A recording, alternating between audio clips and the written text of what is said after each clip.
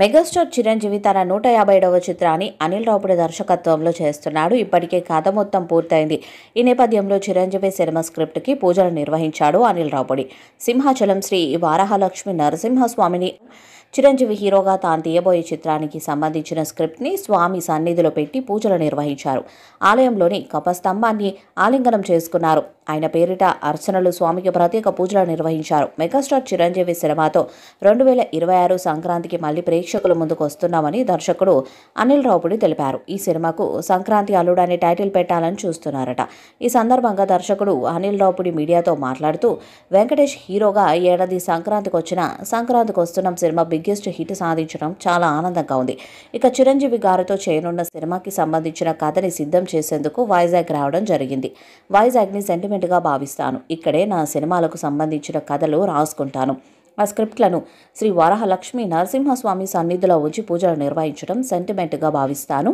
చిరంజీవి గారితో తీసే cinema family ఎంటర్టైనర్గా ఉంటుంది. గ్యాంగ్ లీడర్, రౌడీ అల్లుడు, ఘరానా మొగుడు రేంజ్లో చిరంజీవి గారిని ఈ చిత్రంలో చూస్తారు.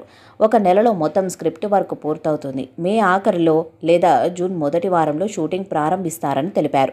అనిల్ వరుస హిట్స్తో స్టార్ డైరెక్టర్గా రాణిస్తున్న సంగతి తెలిసిందే.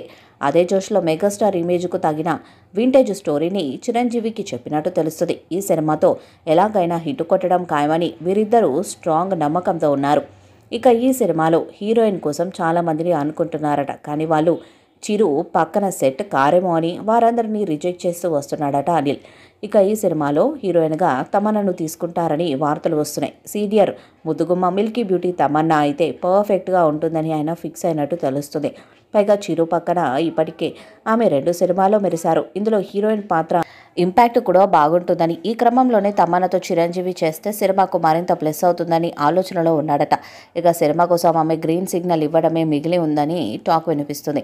వాల్తేరు వీరయ్య తర్వాత చిరంజీవికి హిట్ పడలేదు. దాంతో సంక్రాంతి అల్లుడు సినిమా మీద భారీ అంచనాలు పెట్టుకున్నారు ఫ్యాన్స్. ఈ సినిమా హిట్ అయితే 300 కోట్లు కలెక్ట్ చేయడం ఖాయం.